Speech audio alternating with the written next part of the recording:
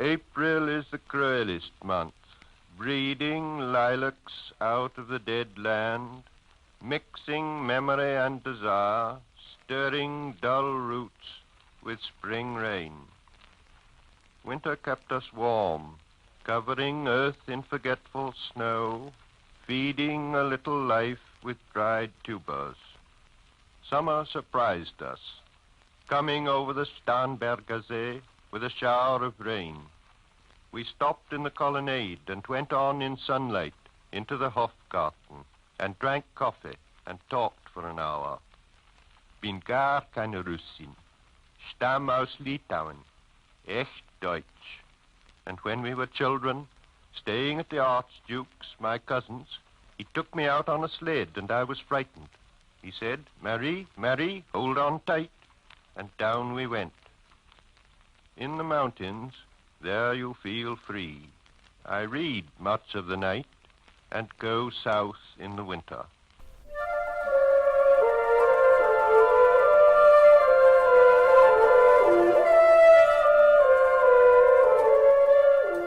Abril es el mes más cruel, brotando lilas en la tierra muerta, mezclando memoria y deseo, removiendo lentas raíces con lluvia de primavera. El invierno nos tuvo cobijados, cubriendo de nieve olvidadiza la tierra, alimentando una pequeña vida con tubérculos secos. Nos sorprendió el verano a la altura del Starbergis con una lluvia fina. Nos detuvimos en los soportales y ya con sol continuamos por el Hofgarten y tomamos café conversando un buen rato. Bin gar kleine Russenstamm aus Litauen echt Deutsch. Y cuando éramos niños, en casa de mi primo el archiduque, él mismo me paseó en trineo. Yo estaba asustada. Dijo, Marí, Marí, sujétate fuerte. Y allá que fuimos. Uno se siente libre en las montañas. Leo buena parte de la noche. Y en invierno voy al sur.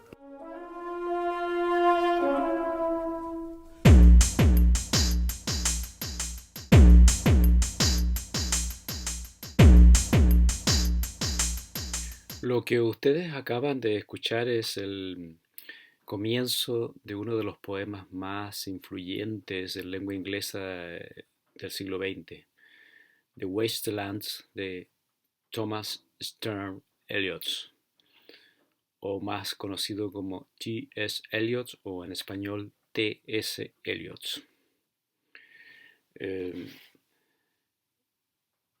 La tierra baldía o The Wastelands, tierra baldía es el modo como habitualmente se ha traducido al castellano. Es un poema publicado en 1922, es decir, hace ya 98 años, para que ustedes se den cuenta cuánto tiempo ha pasado. Y sin embargo es un poema largo, extenso, dividido en 5 secciones, que sigue siendo completamente vigente hasta los días de hoy.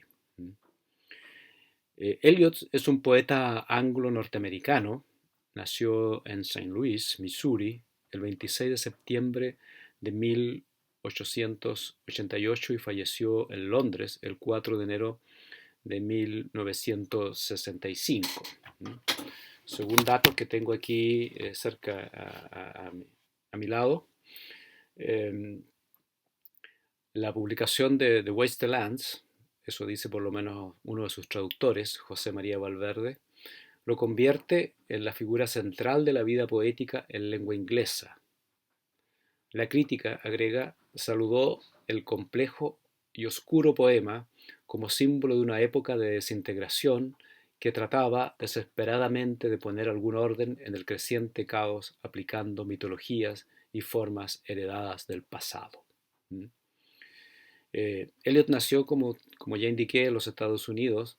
Sin embargo, se hizo ciudadano británico en el año 1927, cuando contaba con 39 años. Él se había trasladado ya al Reino Unido en el año 1914. En alguna parte escribió Eliot dice: mi poesía no hubiese sido la misma si hubiese nacido en Inglaterra y tampoco si hubiese permanecido en Estados Unidos. Es una combinación de cosas, pero en sus fuentes, en sus corrientes emocionales, viene de Estados Unidos. Eh, es un escritor que el Reino Unido lo reclama como propio y los Estados Unidos también. Entonces pertenece en realidad a dos naciones. En el año 1948 recibió el Premio Nobel de Literatura y la Academia en su momento justificó el premio diciendo que se debía a su contribución sobresaliente y pionera en la poesía moderna. Efectivamente, es uno de los poetas más influyentes en la poesía moderna en lengua inglesa, comparable tal vez a la rutilante figura de Ezra Pound. Eh, en este video que yo estoy grabando para ustedes, en realidad no voy a hacer, o mi pretensión por lo menos no es hacer un análisis exhaustivo de Tierra Baldía. Al respecto hay muchos análisis hechos, tanto en lengua inglesa como en español y también en otras lenguas, ciertamente, de modo que yo los remito a aquellos. Eh, lo que quiero compartir con ustedes más bien es una aproximación general eh, que dice relación más directamente con mi propia experiencia de lectura, en tanto profesor de literatura y escritor en mi caso, en lo que concierne a cuánto ha mm, afectado, influido, impactado este poema en particular en la poesía, en la propia manera de mirar la literatura que yo he ido construyendo a lo largo de muchos años. Eh, la primera vez que yo tuve la oportunidad de leer en español el poema Tierra Baldía, por lo menos con ese título, eh, entre paréntesis, digamos que a veces se le traduce como el yermo o la tierra desgastada también, pero la traducción más frecuente, la fórmula más frecuente del título es la tierra baldía. Decía que la primera vez que tuve la oportunidad de leer La Tierra Baldía fue hace ya muchos años, no voy a decir cuántos, pero varios, a través de un libro que encontré en la biblioteca de la Universidad Austral, que se titulaba Poetas del siglo XX y que estaba preparado por Jorge Enrique Adún, un, un escritor, poeta, dramaturgo, ensayista ecuatoriano que falleció en el año 2009. En el año 1957 él publicó un libro que se llamaba precisamente Poesías del siglo XX y en esa reunión de poetas que él hacía, que era una suerte de antología, digamos, incluía a T.S. Eliot o a T.S. Eliot y en particular estaba el poema La Tierra Baldía. Eh, fue la primera vez que yo tuve noticias, digamos, de la existencia de primera fuente, digámoslo así, de primera mano, la existencia de este magno poema llamado Tierra Baldía o The Wastelands. Eh, las personas que quieran tener una aproximación mucho más exhaustiva y extendida sobre este poema, en lo inmediato los voy a remitir eh, a un trabajo de Braulio Fernández, una persona que hizo una tesis en la Universidad de Chile ya en el año 2005. Su trabajo se llama La mujer en la tierra baldía de T.S. Eliot, un viaje de liberación. Eh, les voy a poner en pantalla, digamos, la fotografía de la portada de la tesis y el índice para que ustedes eventualmente lo pueden revisar. Se encuentra disponible esta tesis en el repositorio de la Universidad de Chile, que se puede bajar, se puede descargar libremente.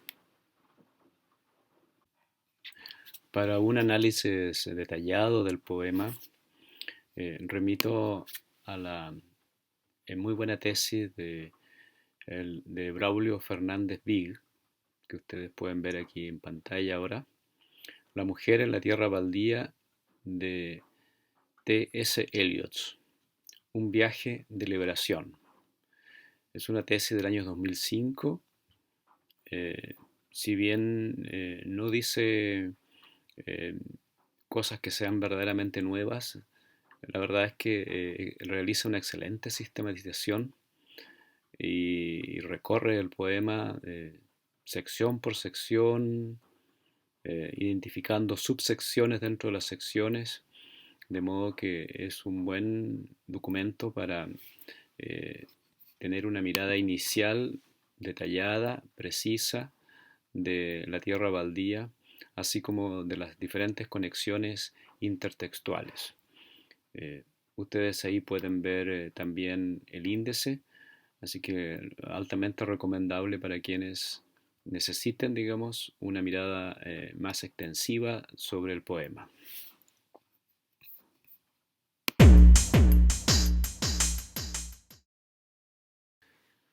Lo primero que llama la atención en este poema es su carácter fragmentario, su composición fragmentaria. Encontramos constantes, recurrentes alusiones intertextuales a la literatura, a canciones, a mitos, a leyendas. Leído en una primera instancia, incluso da la sensación de ser un conjunto de visiones yuxtapuestas y aparentemente incluso desconectadas, hasta con una cierta sensación de falta de unidad del poema. Lo digo en el sentido de que a primera vista más parece una sucesión arbitraria de visiones, como indicaba. Por otro lado, llama la atención también en una primera mirada el carácter oscilantemente descriptivo, narrativo y lírico, e incluso hasta dramático, que encontramos en el texto del poema. Es como si en este poema de alguna manera todos los géneros estuviesen de alguno u otro modo interconectados, incorporados a través de fragmentos, citas, referencias, pasajes que de un modo u otro eh, eh, eh, crean una cierta escena o escenas que en su conjunto, sin embargo, conforman una mirada poética, lírica. No obstante, como digo, que yendo a los detalles uno puede dar la impresión de que por momentos se está en una situación narrativa, incluso en diálogos, como ustedes podrían ver al leer, digamos, con detenimiento el poema. Eliot, en este sentido, podríamos decir que es un maestro de la heterogeneidad textual reunida a modo de un afinado coro en la escena representacional de la tierra baldía, de una tierra desgastada, estéril, que aparece despojada, despojada de su potencial vivificador. Ya vamos a apuntar o me voy a explayar un poco en este sentido. Sin embargo, esta primera impresión ilusoria de desconexión, de fragmentación, luego aparece con otro rostro, digamos, dado que cuando uno lee con más o menos de la manera como yo propongo leer el poema, uno encuentra que el poema tiene sí una muy profunda, poderosa, potente unidad, y que esta fragmentación, esta suerte de collage que él hace tomando pasajes, citas, referencias de variadas fuentes, en su conjunto conforman una poderosa mirada metafórica, alegórica, acerca de una ciudad para empezar, Londres, pero por extensión toda la modernidad urbana y demostrando o exhibiendo, más que demostrando, exhibiendo una amarga visión sobre los tiempos contemporáneos. El poema, el poema está compuesto, o mejor lo digo de otra forma, el poema se puede leer como un conglomerado de capas textuales, como una suerte de suma de niveles en que uno va superpuesto sobre el otro, pero al mismo tiempo interconectados. Se me ocurre que en una primera instancia, en un cierto nivel de lectura, el poema se puede leer como una alegoría de la decadencia de Occidente, de la modernidad toda, representada o representado Occidente en la imagen de una ciudad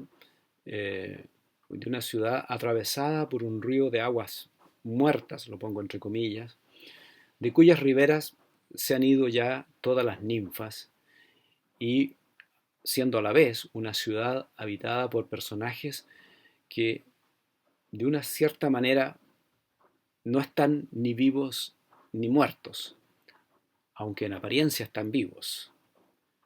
Esa ciudad es Londres, es el Londres de 1920, es el Londres de la posguerra, después de la Primera Guerra Mundial. Pero no solo es Londres, no solo es el río Támesis, sino que detrás de esa referencia inmediata se evoca también, por una parte, el infierno de Dante. De hecho, hallamos en la Tierra Baldía múltiples alusiones intertextuales a la Divina Comedia. Y por otra, alude o evoca al Hades griego, aunque quizás me atrevo a decir que, y siendo más justo, más que evocar el Hades, es decir, la tierra propiamente de los muertos, evoca esa instancia de la imposibilidad de morir, o dicho de otra manera, la imposibilidad de acceder al Hades, de modo que las almas vagan y sufren en una especie de antesala de la muerte, y que es al mismo tiempo la postsala, es una palabra que estoy inventando, la postsala de la vida. Esto hace mucho sentido con el epígrafe precisamente con que comienza el poema. Lo tengo aquí a la mano. Cuando alude, cuando dice lo siguiente, pues yo mismo, estoy leyendo la traducción, pues yo mismo con mis propios ojos vi a Sibila de Cumas colgando de una botella, y cuando los niños le decían: Sibila, ¿qué quieres?, ella respondía: morir quiero. O sea, está viva pero quiere morir, pero no puede morir. Entonces es significativo este epígrafo inicial porque los personajes que encontramos en la Tierra Baldía no pueden morir, aunque en algún sentido están muertos, pero en otro sentido no. Entonces, en esa ambivalencia angustiosa en la que se mueven los personajes, es lo que marca las características, o la característica definitoria, digamos, de esta tierra estéril, baldía, de este yermo. En otra dimensión, el poema trata sobre la sexualidad estéril. Trata sobre el sexo sin amor, sin lazos afectivos que conduzcan a alguna forma de plenitud. En este nivel de lectura, el poema es una especie de alegoría de las perturbadas relaciones entre hombre y mujer expresadas en una intimidad sexual abúlica o violenta, que si da placer, será un placer efímero y vacuo. la tierra baldía, en este sentido, es baldía precisamente porque es incapaz de producir vida. La llegada de la primavera, recordemos que en el hemisferio norte, abril es el mes de la primavera. La llegada de la primavera, lejos de ser entonces la estación con mayor, con mayor eclosión vital, es el momento en que con gran claridad y con gran angustia hace evidente la imposibilidad de procrear o la imposibilidad de conseguir alguna forma de plenitud con lo procreado. Esto hace mucho sentido con la alusión al aborto que se hace en la sección 2, donde el personaje Lil, en la sección que se titula Una partida de ajedrez, alude, digamos, a que ha tenido un aborto y que ese aborto lo ha dejado muy a mal traer y en realidad no quiere, o al menos no le seduce en absoluto, digamos, encontrarse con su marido que está regresando de la guerra.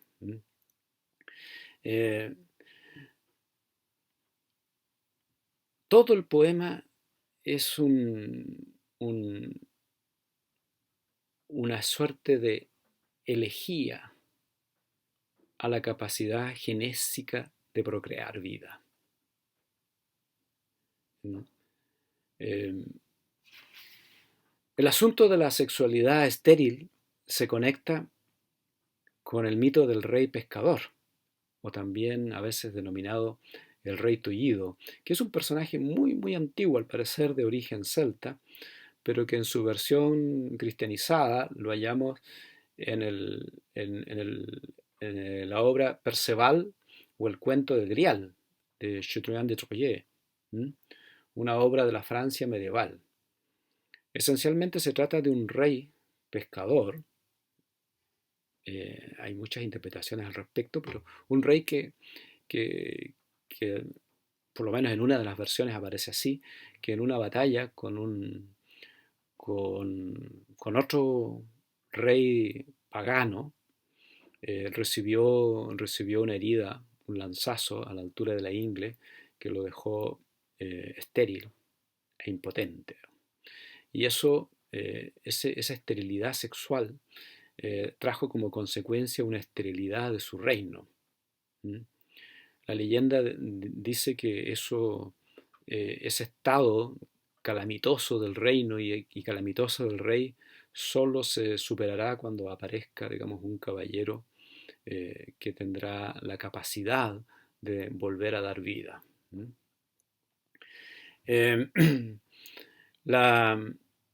Lo del pescador, bueno, no voy a entrar en sutilezas de este tipo porque hay muchas interpretaciones y hay muchas versiones además sobre el relato del rey pescador, pero lo que sí pareciera que la idea de pescar, es decir, el pez o los peces, el agua, en buenas cuentas, es un símbolo de vida. El pez de alguna manera alude a una potencia vital.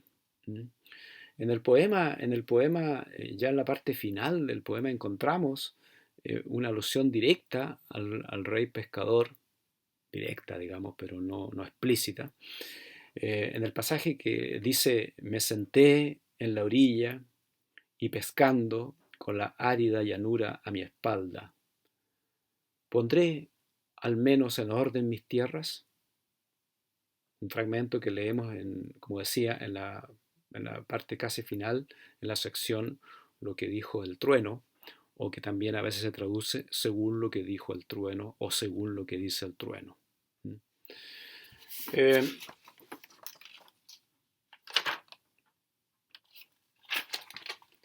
En otra dimensión, en otro nivel de lectura, el poema es también un ejercicio de purificación, o mejor dicho, un ejercicio de búsqueda de un estado ontológico y existencial que supere la esterilidad y el desgaste, acudiendo a un estado espiritual superior. Dado que desde la perspectiva de Eliot, por lo menos en lo que el poema proyecta, no es posible transformar la tierra baldía, es decir, no es posible convertirla en tierra fértil, quiero decir, entonces el camino que queda es transformar al sujeto hablante, el sujeto hablante que en el caso de la tierra baldía es una conciencia omnipresente y de múltiples dimensiones, digo, transformar el sujeto hablante en un espacio interior signado por el control, la paz y la entrega absoluta a un estado superior, más allá incluso de lo comprensible, más allá de lo decible. La triple reiteración de la palabra final, Shanti, Shanti, Shanti, alude, según el propio Eliot, a, comillas, la paz que traspasa el entendimiento. Sí, la paz que traspasa el entendimiento. Que por un lado evoca un Upanishad y por otro la carta de Pablo a los filipenses. Recordemos que un Upanishad, los Upanishads en realidad es cada uno de los 200 libros sagrados hinduistas escritos en sánscritos. Y la palabra Upanishad literalmente significa sentarse más abajo que otro. Se entiende que para escuchar con respeto las enseñanzas de ese otro que es sabio. Eliot, en la escena final del poema, usa las palabras, data, con doble T, dayaptvan y taimata, son palabras del sánscrito, que respectivamente significa da, compadece, controla. El poema, entonces, es también el itinerario, o se puede leer así por lo menos, como un itinerario hacia la consecución de la sabiduría y la plenitud que se asocia ciertamente con la búsqueda y consecución simbólica del Santo Grial, esto a propósito de la imagen del rey pescador.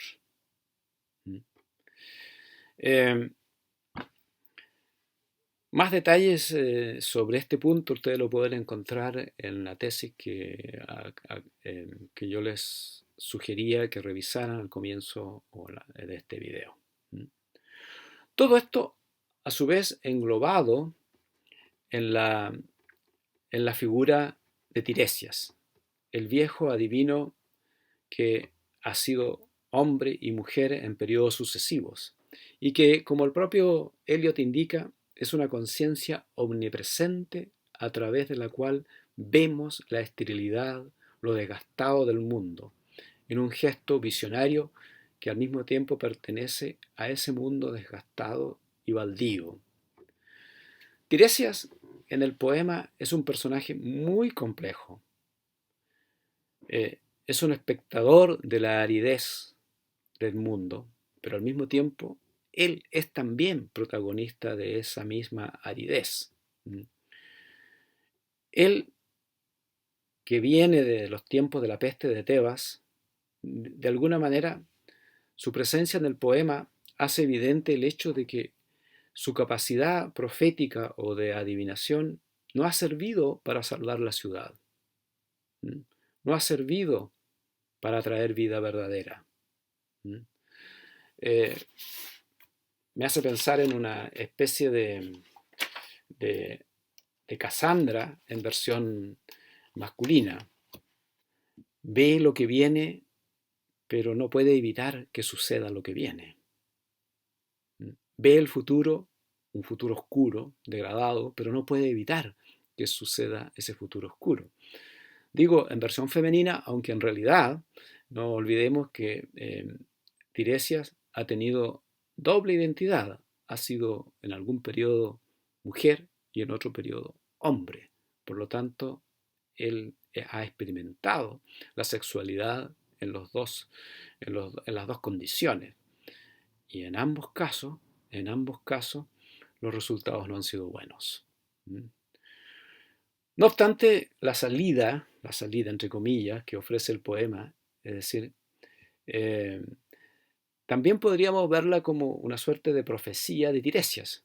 Quiero decir que Tiresias visualiza, logra construir una visión, nos expresa, no es que logre, nos expresa una visión final en que de alguna manera también el desgaste se supera, la condición baldía de esa tierra se supera.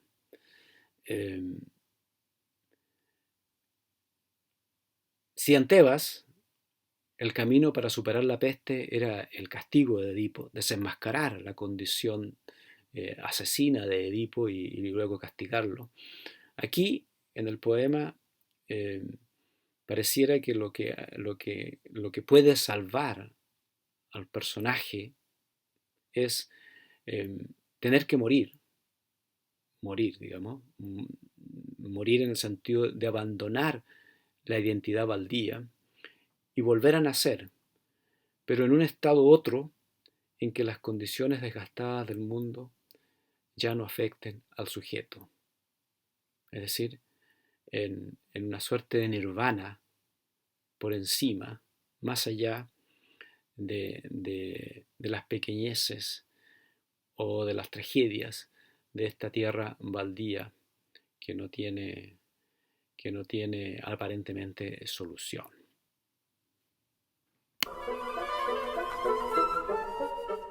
El Ganga iba abajo y las flácidas hojas esperaban la lluvia, mientras las nubes negras se amontonaban en la distancia sobre Himavant. La jungla se agachó, encorvándose en silencio. Entonces habló el trueno. Da, ¿qué hemos dado? Amigo mío, la sangre que agita mi corazón, el fiero atrevimiento de un momento de entrega que una edad de prudencia no podrá redimir. Por esto, y solo por esto hemos existido, pero no se ha de hallar en nuestros obituarios o en memorias tejidas por la araña benéfica o bajo los sellos rotos por el flaco notario en nuestros cuartos vacíos. Dayambam, he oído la llave dar vueltas en la puerta una vez, solo una. Pensamos en la llave, cada uno en su prisión. Pensar en la llave confirma la prisión.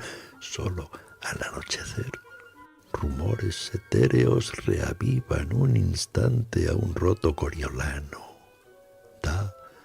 Damyata, la barca respondió alegremente a la mano diestra en vela y remo. El mar estaba en calma. Tu corazón podría haber respondido alegremente al ser invitado, latiendo obediente a la imposición de las manos.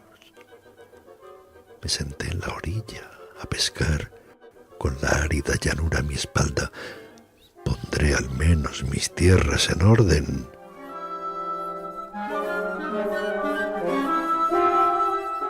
Se cae el puente de Londres, se cae.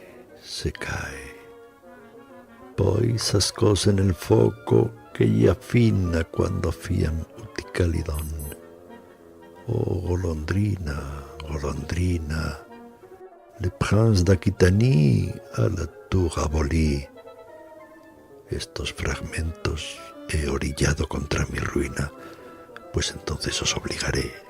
Jerónimo vuelve a estar loco. Dayabam, Damyata, Shanti, Shanti, Shanti.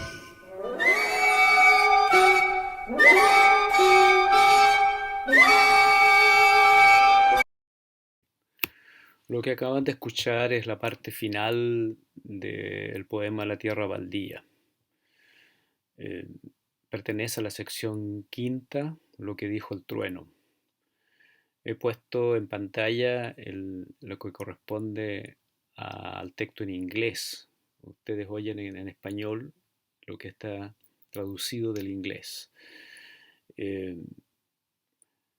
Eliot es un poeta que no obstante tener ya un siglo de existencia este poema, casi un siglo. Es un poeta vigente, como decía al comienzo de este documento.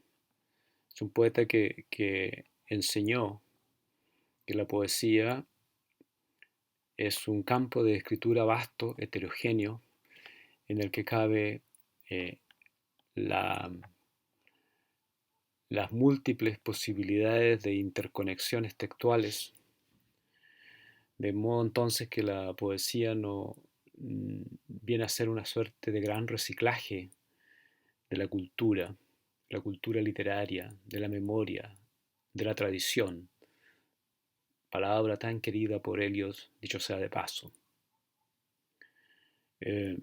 Enseñó que escribir poesía implica un arduo trabajo de lectura, de conocimientos, de entrecruzamiento de saberes, de modo que el texto viene a ser la culminación de un pasado que está reverberando a través de distintas imágenes, de distintos relatos, que el poeta entonces lo que hace es elaborar una suerte de síntesis de esos relatos, produciendo con aquello algo nuevo.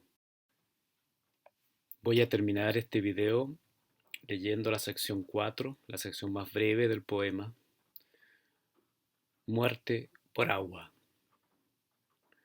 Flebas, el fenicio, ya 15 días muerto, olvidó el grito de las gaviotas y la mar gruesa y los beneficios y las pérdidas. Una corriente submarina arrastró sus huesos en susurros al levantarse y caerse. Pasó todos los estadios de su edad y juventud adentrándose en el remolino. Gentil o judío, oh tú que giras la rueda y miras a Barlovento, considera a Flebas que fue tan alto y guapo como tú.